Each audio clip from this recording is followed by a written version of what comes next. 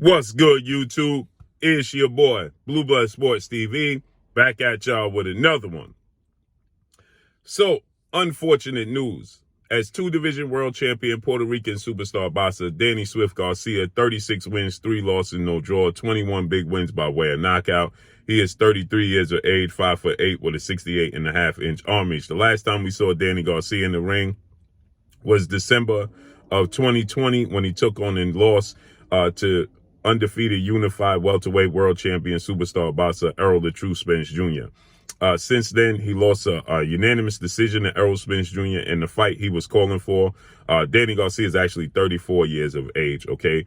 And Danny Garcia has not been active since then, okay? We are in 2022, okay? And that's the last time we saw Danny Garcia in the ring was in 2020, okay? So over a year and counting.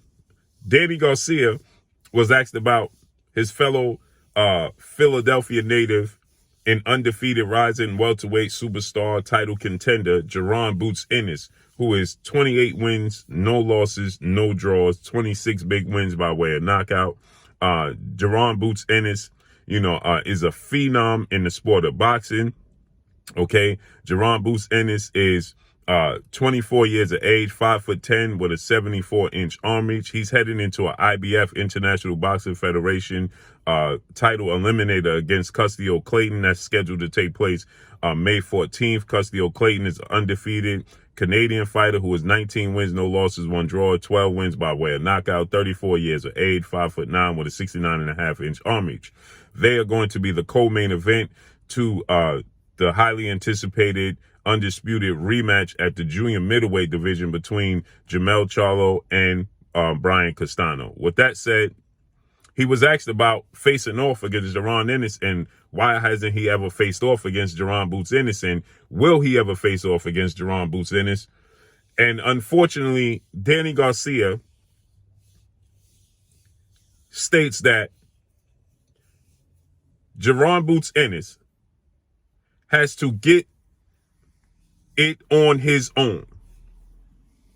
He says Jaron Boots Ennis will not be using my name and my sake as a springboard. He has to get it on his own. He has to earn it. I've already earned it. I've already got it on my own. I told him that he's the future. I told him that he's going to be a world champion. He's going to be the face of the welterweight division and the sport of boxing. But he won't do it off of my back. Wow. And he says that right now, he doesn't have anything I'm looking for, and he's not offering anything that I need. And so he has to earn it just like everybody else. I'm not going to be the name to springboard him into stardom. Wow. So that is a clear indication that Danny Garcia, who considers himself to be a friend of Jaron Boots Ennis, and like Mike Tyson, the legendary retired Hall of Fame iconic superstar boxer, and now a podcaster, in I Am Mike Tyson, he stated, if you're my friend, then you will fight me. You will give me the opportunity to feed my family. Well, Danny Garcia, he states that there's no way he's fighting Jaron Ennis, and he needs to earn it just like I had to earn it out the mud. And I'm not going to be the one to springboard him into stardom. Which lets me know that Danny Garcia does not believe that he can beat Jaron Boots Ennis by no stretch of the imagination, okay? He does not feel confident in facing off against Jaron Ennis, and he knows that Jaron Ennis will beat him, okay? And Danny Garcia is not going to allow himself to be that guy to allow Jaron Ennis to be the springboard or the gatekeeper to Jaron Boots Ennis becoming a superstar. Wow. Just wow, okay? Danny Garcia is a competitor, okay? Danny Garcia is a guy, at one point in time was seen that he would fight everybody. He did fight just about everybody, okay? He fought against Amir Khan. He fought against Errol Spence, Sean Porter, Keith Thurman, Zab Judah, Eric Morales, he fought against everybody, right? And you would think that he would continue to fight against anybody. He's been very inactive. Again, he hasn't fought in a very long time, well over a year, okay? Going on 2 years, actually. December would be 2 years of this year. So he's going on 2 years of not being in the ring. He's not interested in fighting undefeated 3-division world champion Superstar Bassa, who is a former junior welterweight undisputed world champion and currently the reigning WBO welterweight world champion, widely considered to be the #1 best fighter in the world, and Terrence Bud Crawford. He's not interested in fighting Terrence Crawford, okay? But here's the kicker. Here's where the confusion comes in. You want to fight champions, and Jaron Boots Ennis doesn't represent anything that you're looking for. But you don't want to fight Terrence Crawford, who's the champion, and that will be a massive payday, a massive pay-per-view event, and an opportunity to fight for a world title. You just lost to Errol Spence.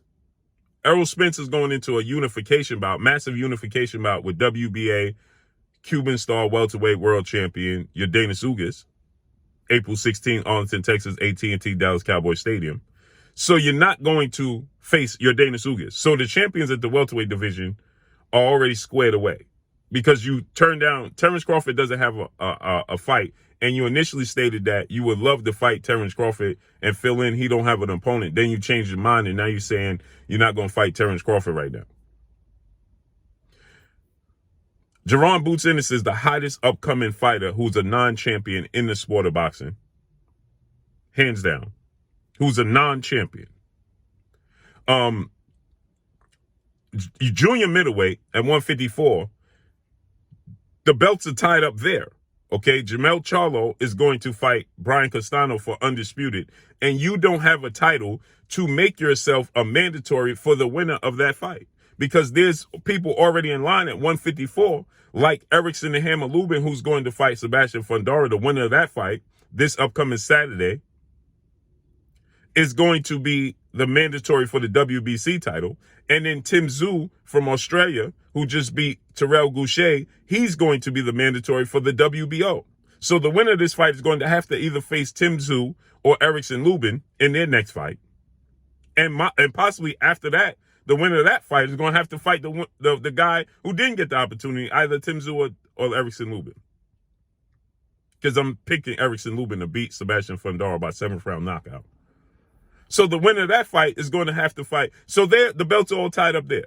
So who are you going to fight at 154? That's hotter than Jaron Boots Ennis and your fellow Philadelphia native. Danny Garcia and Jaron Boots Ennis would sell out the 76ers arena in Philadelphia. I'm going to say it to y'all again. If Danny Garcia fought Jaron Boots Ennis in Philadelphia at the 76ers arena, it would sell out. And it would be a massive payday for Danny Garcia. Who else does he fight? He don't want to fight Terrence Crawford for a title. You can't fight Errol Spence. You already lost to him. You can't fight Ugas. He's getting ready to fight Errol Spence. You can't fight for a title at 154. So who are you going to fight that's a non-title fight, that's a bigger name and a bigger payday than facing off against Jaron Boots Ennis? Jaron Boots Ennis, again, is the hottest upcoming title contender in the sport of boxing. Ring Magazine has Jaron Ennis at number 4 in the welterweight division, only behind the 3 champions. They have Errol Spence at 1, Terrence Crawford at 2, Yordenis Ugas at 3, and Jaron Boots Ennis at number 4. That's how hot of a title contender and a superstar in the sport of boxing Jaron Boots Ennis is.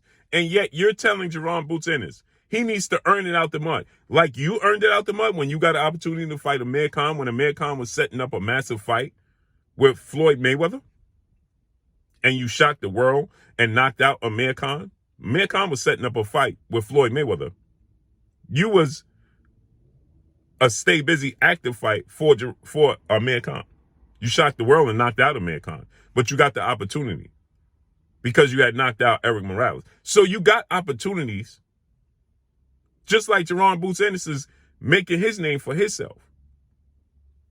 Because Danny Garcia says he This is an admission that Danny Garcia knows. See, you say you're a friend, you should give him the opportunity to fight. You do a fight in Philadelphia and you beat Jaron Boots Ennis. Do you understand where that places Danny Garcia in the conversation for big fights moving forward? Who's he going to fight? Tony Harrison at junior middleweight? He ain't going to fight Erickson Lubin. Right? Who's he going to fight at junior middleweight? So if you choose to fight another tune-up fight, what does that tune-up fight and that stay busy fight or this comeback fight represent that Jaron Boots Ennis don't represent? Because if you said that he has nothing to offer, meaning that you're looking for the biggest opportunities in fights, then that means you should fight Jaron Boots Ennis in Philadelphia. You would absolutely sell out Philadelphia 76ers arena. No doubt about it. But this is an admission that you know you cannot beat Jaron Boots Ennis. It's a shame that these fighters want to hold on and not pass the torch to the ones coming up behind them. When Danny Garcia had plenty of opportunity, he fought on Floyd Mayweather, the co-main event, multiple times. Lucas Matisse, he fought Lamont Peterson, Amir Khan, Zab Judah.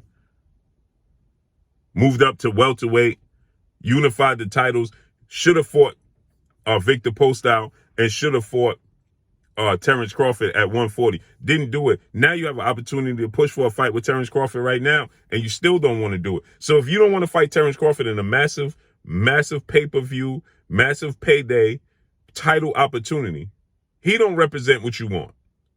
Jaron Boots Ennis don't have a title, never been the world champion, never fought for a world title, and is a Philadelphia native that represents a massive fight in Philadelphia for you. You don't want that fight. You don't want the title fight.